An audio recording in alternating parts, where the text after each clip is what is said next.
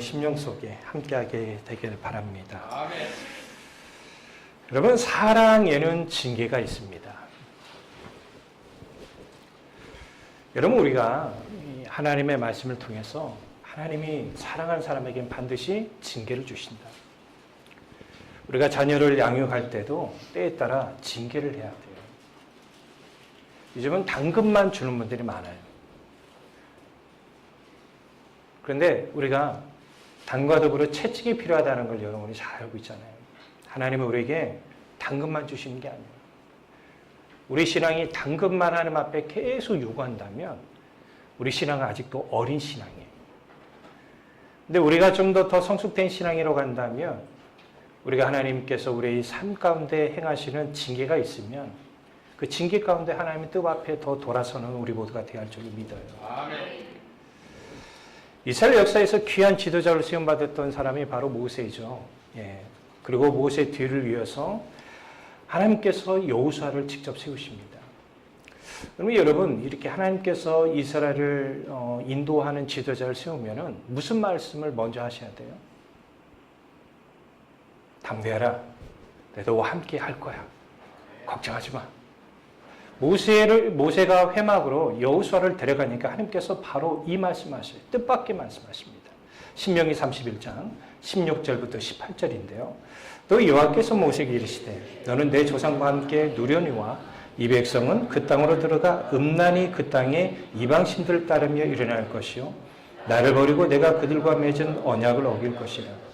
내가 그들에게 진노하여 그들을 버리며 내 얼굴을 숨겨 그들에게 보이지 않게 할 것인즉 그들이 삼킴을 당하여 허다한 재앙과 환란이 그들에게 임할 그때에 그들이 말하기를 이 재앙이 우리에게 내림은 우리 하나님이 우리 가운데 계시지 않은 까닭이 아니냐 할 것이라. 또 그들이 돌이켜 다른 신들을 따르는 모든 악행으로 말미암아 내가 그때에 반드시 내 얼굴을 숨기리라. 이스라엘 지도자로 세움받은 여호수아, 모세와 함께 온 이 자리에서 하나님께서 뜻밖의 말을 하셔요. 너가 이스라엘 지도자 될 텐데 이스라엘 나를 버릴 거야. 너희들이 그 어려움 가운데 빠질 때 내 얼굴을 가릴 거야. 여러분, 지금 우리가 신앙생활하고는 우리들이 하나님께서 자기 앞에서 얼굴을 가린 것처럼 느껴지고 있지는 않은가요? 이스라엘은 드디어 여호수아가 지도자로 세워져서 가나안 땅의 성공을 거두고 정복의 성공을 거두고 12개의 지파가 자신들이 거할 땅을 할당받게 되죠. 그런데 하나님께서 여러분 이스라엘 백성들이 가나안 땅에 정복에서 들어갈 때에 7 족속을 놔두라고 했어요? 멸하라고 하셨어요? 멸하라고 하셨어요. 그런데 이스라엘 백성들은 이 7 족속을 멸하는 것이 아니라 노예로 삼았어. 그러니까 하나님의 뜻보다도 뭐가? 경제적 원리가 더 중요한 것이죠. 여러분, 우리가 신앙생활 할 때 우리 모두가 다 하나님께서 하시는 시험 중에 하나가 무엇이냐면 하나님이냐 경제적인 원리냐. 하나님의 뜻에 여러분이 있으면 지금 당장인 손해보는 것 같이 느껴질 때가 있을 거예요. 실제적으로 손해봐요. 경제적인 원리를 선택하면 신앙적으로는 편할지는 모르겠죠. 또 경제적으로 뭔가 좀 채워지기 때문에 우리가 착각할 수 있는 게 뭐냐면 이게 하나님의 은혜다라고 우리가 생각할 수 있다는 것입니다. 그런데 이스라엘 백성들이 가나안 땅에 거하는 7 족속을 멸하지 못하니까 그들이 어떻게 되세요? 오히려 이 가나안 족속들의 삶이 그들 안에 들어와서 하나님보다도 그들이 문화를 따라가게 해요. 이게 뭐라고 합니까? 세속화라고 그래요. 이 세속화를 잘 보여주는 게 바로 사사기의 말씀입니다. 사사기 1장 1절은 이 내용으로 시작합니다. 여호수아가 죽은 이후에 여호수아가 죽은 시기가 보통 BC 14세기로 봅니다. 이때가 청동기 시대가 끝나고 철기 시대로 들어가던 그런 시대이죠. 이때 사사기 시대가 시작됐는데 학자들은 한 300년에서 350년 동안 이 사사기 시대가 이루어졌다라고 보는데 사사기의 상황은 매우 암울한 상황이에요. 지금 이런 모습을 통해서 지금 우리 현 시대 살아가는 우리 모두가 이 시대를 바라봐야 돼요. 근데 여러분들 사사기 내용을 잘 보시면 알겠지만 이 불행한 요소를 만드는 사람들이 누구냐면 주변의 어려운 상황이 아니에요. 여러분 자꾸 우리가 어려운 상황이 발생되면 주변으로 돌려고 하는 경향이 우리가 강해요. 그런데 아니에요. 이스라엘이 우상 숭배에서 하나님으로부터 심판받음으로 말미암아 그들이 불행하게 된 거예요. 자, 우리가 이스라엘 사람들이 어떤 행동을 했는지 우리 사사기 2장 7절 8절과 10절 18절 한번 읽어봅시다. 백성이 여호수아가 사는 날 동안과 여호수아 뒤에 생존한 장로들 곧 여호와께서 이스라엘 위하여 행하신 모든 큰 일을 본 자들이 사는 날 동안에 여호와를 섬겼더라.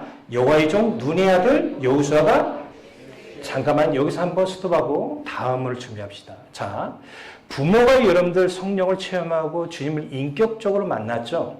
그때는 하나님을 경외합니다. 하나님을 섬깁니다. 그런데 부모가 자녀들에 대해서 신앙을 철저히 시키지 못하게 되면 어떤 일이 일어나는지 보십시오. 10절부터 봅시다.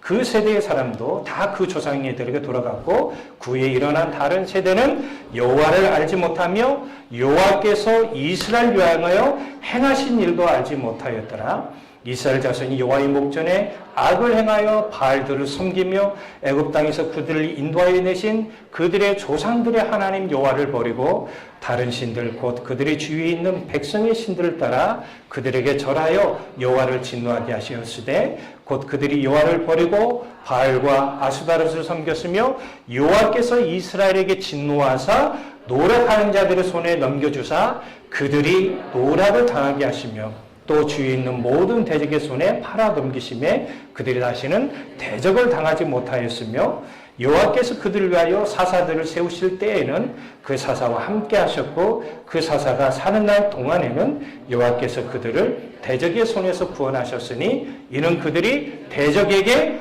압박과 괴롭게 함을 받아 슬피 부르짖어 여호와께서 그들을 돌이키셨음이거늘. 아멘. 여러분 방금 우리가 읽어본 것처럼 사사기 읽어보면 이스라엘이 다른 족속에게 억압을 당하는 시간들이 꽤 많았어요. 여러분 억압을 당한 이유가 뭐라고요? 그들이 하나님을 섬기지 않냐고 우상을 숭배했다는 사실이에요. 하나님께서 여호수아를 통하여 가나안 땅에 들어가게 하실 때 이스라엘에게 주어진 명령이 뭐였어요? 7 족속을 멸하는 것이었어요. 이는 모세를 통해서 주어진 명령이에요. 조금 전에 읽었던 말씀 다시 한번 읽어볼까요? 신명기 31장 16절이에요. 또 여호와께서 모세에게 이르시되 너는 내 조상과 함께 누려니와 이 백성은 그 땅으로 들어가 음란히 그 땅의 이방신들을 따르며 일어날 것이요 나를 버리고 내가 그들과 맺은 언약을 어길 것이다. 여러분 이 말씀 그대로 사사기 때 일어난 거예요. 이스라엘 백성들이 고통을 당하게 돼요. 사람이 여러분들 고통을 당하게 되면 그때 하나님을 찾아야 안 찾아요? 찾아요. 그래서 하나님께서 이 어려움을 극복하게 하기 위하여 지도자를 세우죠. 그 지도자가 바로 사사의 사사. 이 사사에 대한 언급이 사사기 2장 16절에 처음으로 언급이 돼요. 여호와께서 사사들을 세우사 노력자의 손으로 그들을 구하여. 그렇죠. 우리가 본문을 이해하기 위해서는 이 본문 우리가 사사기 11장과 지금 12장 뭐 이쪽을 지금 이해하기 위해서는 우리가 사사기 10장의 말씀을 잘 이해할 필요가 있어요. 현재 이스라엘 상황이 최악의 상황이에요. 여러분, 제가 여러분들에게 말씀드리고 싶은 게 뭐냐면 다른 사사들은 하나님이 세우셨는데 입단은 하나님이 세우지 않으셔요. 사람들이 세웠어요. 그러면 뭔가 분위기가 뭔가 심각하게 지금 돌아갈 수 있다는 걸 우리가 알 수 있겠죠. 사사기 10장 6절에 보면 세 번역에 이렇게 나와 있어요. 이스라엘 자손이 다시 주님께서 보시는 앞에서 악을 저질렀다. 그들은 바알 신들과 아스다롯과 시리아의 신들과 시돈의 신들과 모압의 신들과 아몬 사람의 신들과 블레셋 사람의 신들을 섬기고 주님을 저버려 더 이상 주님을 섬기지 않았다. 여러분 여기서 여러분들 잘 보신 분은 지금 이스라엘 백성들이 섬기고 있는 신들이 몇 개예요? 7 종류라는 거 알 수 있어요. 자, 가나안 족속 몇 족속을 멸하라고 했죠? 그런데 7 족속을 안 멸하고 이스라엘 백성들이 우상들이 7개의 각종 우상들을 섬기고 있다는 걸 여러분 알 수 있어요. 다양한 종교들이 그 안에 들어와서 결국은 어떻게 돼요? 종교 다원주의와 종교 혼합주의가 그들 안에 들어왔던 거예요. 지금 우리의 신앙이 어떻습니까? 한국교회 신앙이 하나님 앞에서 어떤 자세를 취하고 있어요? 지금 한국교회가 매우 어려운 시간을 보내고 있어요. 저마다 하나님의 뜻이라고 여기면서 행동을 합니다. 특히 보수 신앙에 속한 사람들에게 더욱 그런 현상이 드러나고 있어요. 막말과 교인이라고는 전혀 상상할 수 없는 행동들이 일어나요. 지금 트럼프 대통령이 재선에 성공했지만 재선 도전 때 여러분 떨어지게 되죠. 이전에 이 트럼프 대통령의 극성 지지자들이 무엇을 여러분 지닌 채 워싱턴 DC에 있는 의회 의사당을 점령한 줄 아십니까? 총을 가지고 왔어요. 근데 안타깝게도 이들 중에 꽤 많은 사람들이 근본주의적인 보수주의적인 신앙의 색깔을 가진 기독교인들이었다는 걸 여러분 아셔야 돼요. 이번 서울지방법원 폭동을 주도한 이들이 다름이 아니라 누구였어요? 기독교인이 있었다는 사실 우리가 알아야 돼요. 이들은 신앙적으로 보수주의자들이에요. 우리 교단도 성경에 대해서는 보수주의자예요. 복음이 되신 예수 그리스도를 강조하기 때문에 우리는 복음주의에 속한 교단에 속해 있는 교회라고 말할 수 있어요. 어떻게 보면 그들과 우리가 지금 신학적으로 보면 거의 비슷한 노선을 가고 있다고 볼 수 있습니다. 근데 왜 그들은 헌법을 무너뜨리고 폭력적인 행위를 정당화하는 것입니까? 폭력적인 행위를 통해서 여러분들 이거를 바꾸려고 하지 말고 다른 방법이 또 있지 않겠습니까? 베드로는 예수님을 찾기 온 무리들이 겟세마네 동산에서 여러분 기도하실 때 그 이후의 사건이죠. 로마 병사들과 가룟 유다와 대제사장들이 이렇게 무리들이 쭉 옵니다. 그때 베드로는 예수님을 보호한다는 차원에서 자기가 가지고 있는 칼을 빼서 대제사장의 말구의 오른쪽 귀를 잘라버립니다. 자, 그러면 예수님께서 베드로가 나를 위해서 이렇게 보호하려고 하는 이런 거, 참 너는 역시 내 제자야, 이런 말씀해야 맞잖아요. 그런데 예수님께서 뭐라고 얘기하셨어요? 마태복음 26장 52절. 예수께서 이르시되 내 칼을 도로 칼을 집에 꽂으라. 칼을 가진 자는 다. 지금 이 나라가 어려운 시간을 보내고 있으면 왜 이 어려운 시간이 한국 교회에, 한국 땅에 하나님께서 허락하셨는가를 우리가 다시 한번 되돌아볼 필요가 있습니다.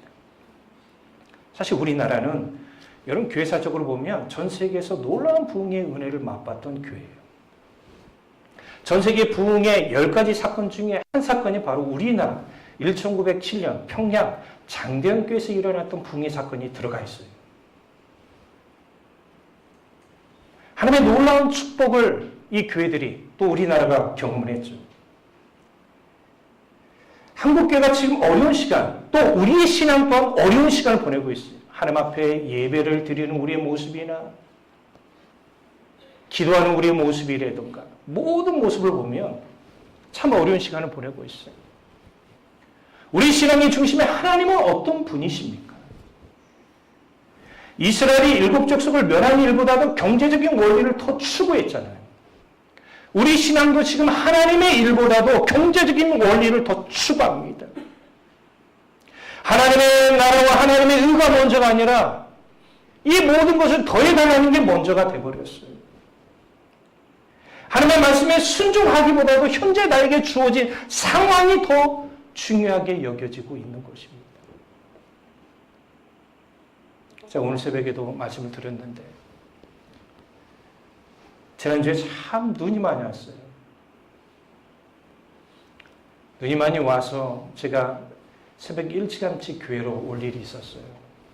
다른 곳에 일을 보고 새벽 한 2시 반 정도 교회로 넘어왔어요. 눈이 비처럼 내리는 겁니다. 늦었지만 새벽 기도에 오신 분들에게만 메시지를 보냈어요. 오늘 길이 위험하니까 집에서들 보내시라. 그리고 제가 강단에 앉아 기도하고 있는데 하나님께서 제 마음에 씁쓸한 마음을 가져다 주시는 거예요. 그게 뭐였냐면 사실 우리가 걸어올 때 걸어온다고 한다면 눈하고 상관이 있어요? 없어요? 상관이 없잖아요. 근데 차를 끌고 와야 한단 말이에요. 지금 이 상황이 정말 우리에게 하나님이 이 나라에 자동차를 주셔서 우리가 편리하게 신앙생활할 수 있도록 은혜를 주셨지만 오히려 이 자동차가 하나님을 섬기는 데 있어서 장애물이 되고 있어요.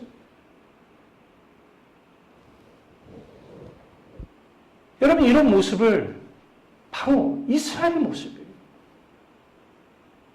하나님 뜻보다도 자기 상황이 우선인 거예요. 취사 선택을 합니다. 이 편한 건 내가 할 수 있어. 이거는 불편해. 이건 힘들어. 이건 피곤할 것 같아. 아예 하려고 하지 않는 우리의 모습이죠.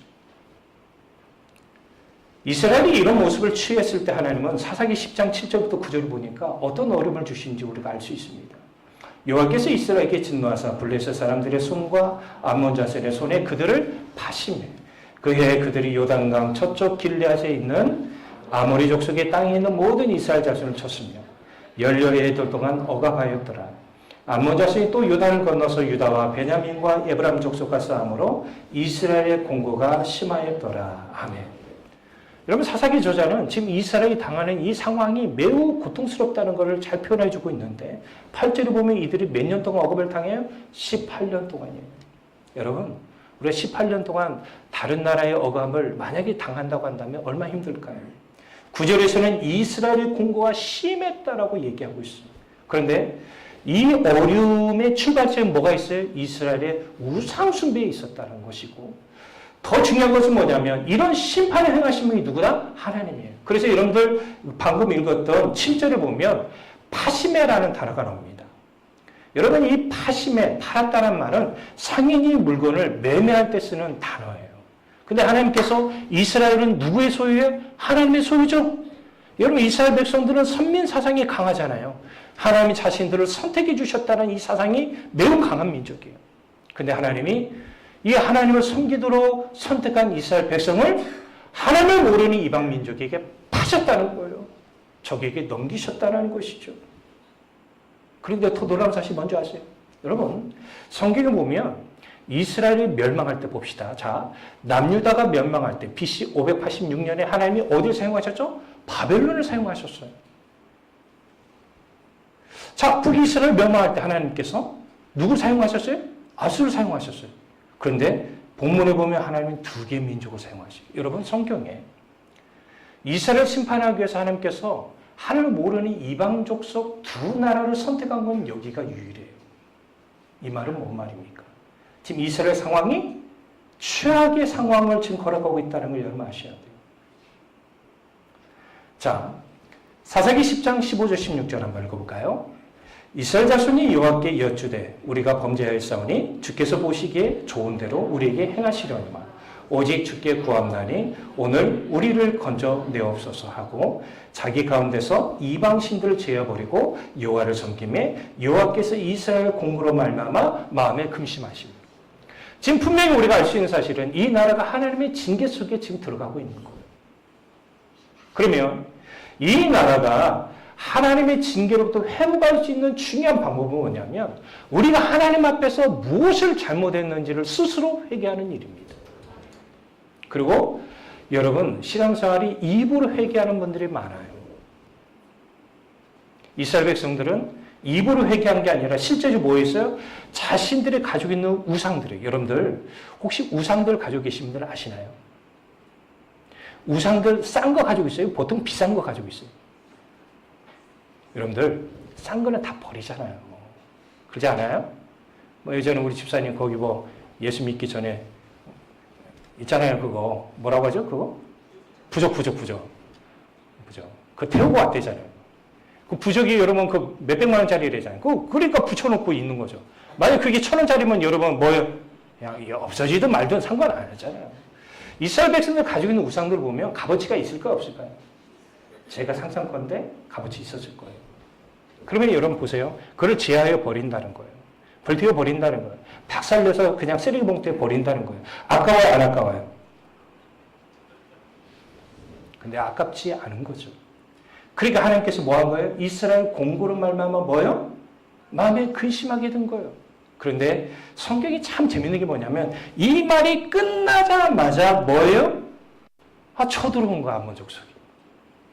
친을 친 거예요. 그러면서 이제 등장하는 인물이 있는데 그 사람이 누구냐면 입다입니다. 입다는 이스라엘이 12명 사사 중에 가장 비극적인 삶을 살아요. 엄마가 기생이에요. 창녀예요. 그 형제들부터 버림을 받아요. 그래서 자기는 이 길르앗 쓴 곳에 살지 못하고 떠돌이들이 살고 있는 돕당으로 갑니다. 이 돕당이 어딘지 정확하게 우리가 알 수 있는 지명은 아닙니다. 근데 그곳에 가서 잡류들과 함께 삽니다. 자, 우리 성경에 보면 잡류가 나와요. 잡류. 잡류는 우리 히브리어로 레크 에노시라고 해요. 자, 레크라는 말은 가치가 없고 사악하다.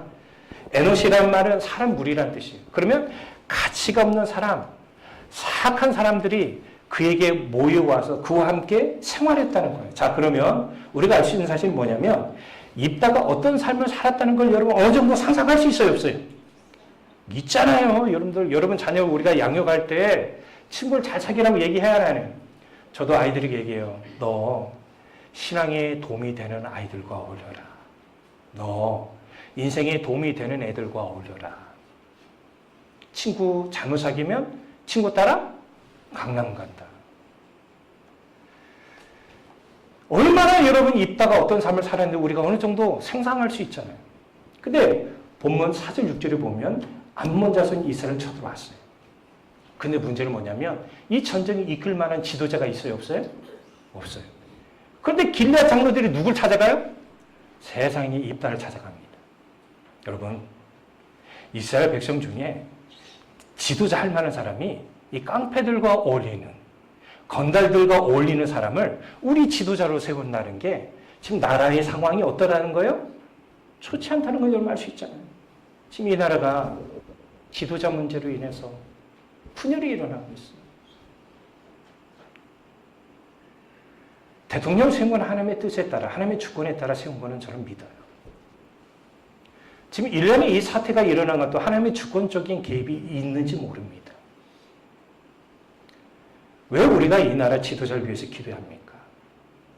지도자 하나가 잘못 세워지면 나라가 혼란스러워요. 따라서 이 나라의 지도자의 이 문제는 우리 교회의 문제와 직결해서 생각할 수 있어요.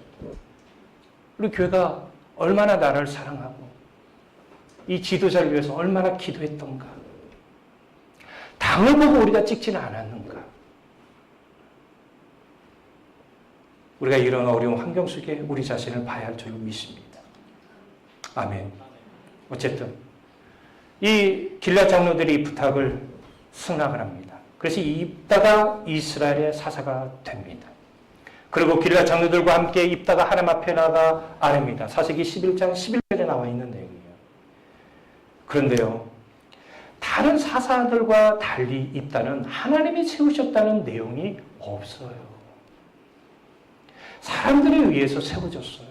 그러다 보니까 준비가 제대로 되지 않은 상태에서 지도자가 되다 보니까 우리가 알 수 있는 사실이 뭐냐면 입다는 실수할 가능성이 굉장히 높다는 거예요. 여러분, 사사기 11장 29절을 보면 입다에게 하나님의 영이 임했다는 은혜가 있어요. 그러면 여러분 우리가 이걸 보고 하나님 선택했다라고 말할 수 있거든요. 아니에요. 여러분 구약에 보고 특히 전쟁에 앞두고서 하나님의 영이 임했다는 건 뭐냐면 승리를 보장한다는 거예요. 이 싸움은 누가 하신다? 입다가 하는 게 아니라 하나님이 하시겠다라는 그 증표로 하나님께서 영을 주신 거예요.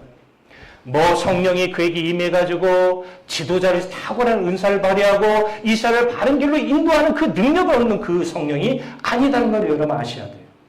그러니까 그는 잘못된 소원을 하게 되잖아요. 무슨 잘못된 성령을 하게 됩니까? 암몬 자손과의 싸움에서 승리하고 자기가 돌아오게 되면 자기 문 앞에서, 자기 집 문 앞에서 첫 번째로 영접하는 사람을 하나님 앞에 뭐를? 제물로, 번제물로 드리겠다는 거예요. 자, 성경을 보면 하나님이 인신제사를 원한 적이 한 번도 없거든요. 자, 그러면 왜 입다는 이런 이야기를 하는 겁니까? 자, 그가 생활했던 돕당은 암몬과의 영향이 있는 그곳입니다. 여러분, 우리가 이스라엘의 오른쪽 나라를 보면, 자, 지도를 한번 볼까요? 자, 길르앗과 미스바가 남아있는 기도입니다. 이 지도예요.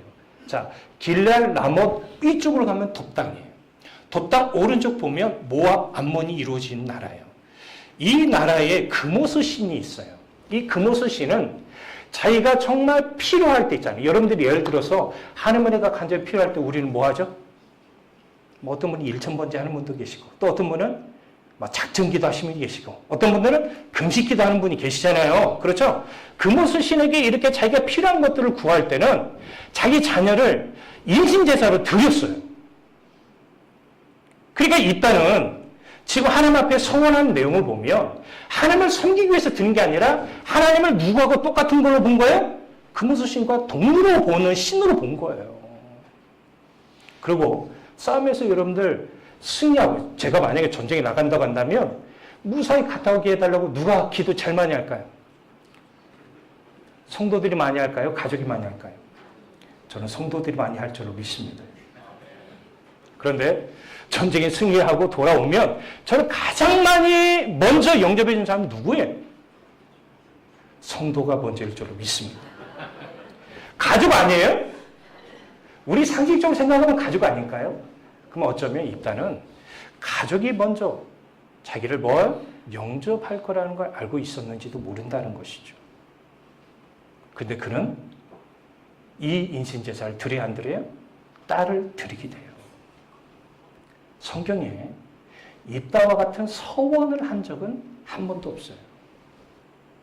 자, 우리 한나가 하나님 앞에 어떤 서원을 하는가 한번 봅시다. 사무엘상 1장 11절 볼까요? 자, 읽어봅시다. 시작. 서원하여 이르되 만군의 여호와여, 만일 주의 여종의 고통을 돌보시고 나를 기억하사 주의 여종을 잊지 아니하시고 주의 여종에게 아들을 주시면 내가 그의 평생에 그를 여호와께 드리고 삭도를 그의 머리에 대지 아니하겠나이다. 나시려 하나님 앞에 드리겠다는 거잖아요. 서원들은 대부분 이래요.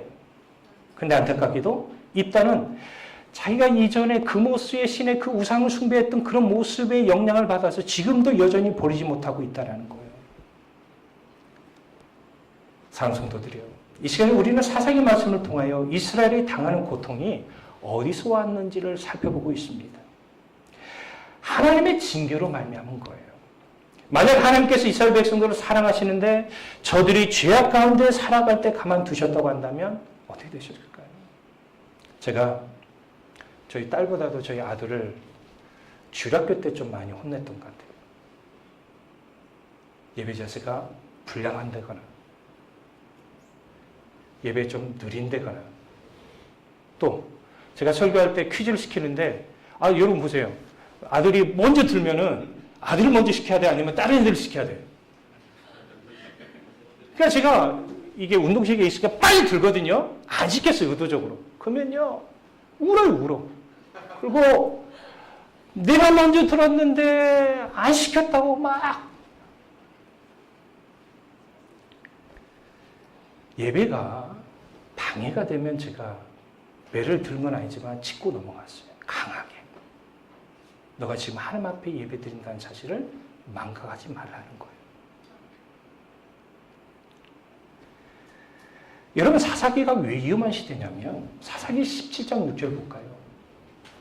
그때는 이스라엘에 왕이 없었으므로 사람마다 자기 소견에 오른 대로 행하였더라. 여러분, 교회가 위험할 수 있는 게 뭐냐면 하나님 말씀보다도 자기의 방식대로 예배드리고 자기 방식대로 직분을 감당하고 자기 방식대로 신앙생활하는 게 매우 위험한 거예요. 그래서 우리 주님은 신명기에서 이런 말씀하셔요. 이스라엘 백성들이 가나안 땅에 들어가기 전에 생활을 이제 청산하고 가나안 땅 들어가서는 이렇게 살라는 거예요. 신명기 12장 8절이에요. 우리가 오늘 여기에서는 각기 소견대로 행하였거니와 너희가 거기에서는 그렇게 하지 말지니라. 여러분, 하나님의 징계가 두려우면 이제는 예전의 신앙의 틀에서 벗어나야 돼요. 하나님 앞에 진실된 예배를 드리지 못한 사람은 예배를 진실되게 드리셔야 돼요. 방금도 우리 집사님이 기도하실 때 하나님의 영이신 예배한 자가 영과 진리로 예배하라라고 기도하셨어요. 기도자가 이렇게 하나님 앞에 올린 건 하나님의 말씀대로 기도한 거잖아요. 그러면 우리가 예배 드리는데 우리가 하나님 앞에서 영과 진리로 예배 드린다고 한다면 제가 여러분들에게 물어보지 않아도 여러분들이 어떤 예배를 드려야 한다는 걸 알고 계십니다. 근데 우리는 예전에도 그런 예배를 드리고 있고 지금도 그런 예배를 드리고 있다면 우리는 하나님의 징계로부터 벗어나기 어려운 거예요. 히브리서 12장 8절 볼까요? 세 번역으로 징계를 받을 때 참아내십시오. 하나님께서는 자녀에게 대하시듯이 여러분에게 대하십니다. 아버지가 징계하지 않는 자녀가 어디 있겠습니까?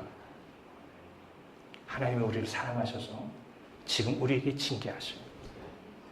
이 징계는 여러 방식으로 우리에게 올 수 있습니다. 특별히 우리가 어려운 시기를 보내는 이 징계 속에서 더 하나님 앞에 그분의 은혜를 구해야 합니다.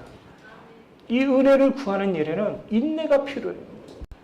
왜냐하면 모든 것을 하나님의 때에 응답을 받기 때문에. 그래서 제가 여러분들에게 여러 차례 말씀드린 게 뭐냐면 제가 지금까지 신앙생활하면서 수많은 성도를 봤잖아요.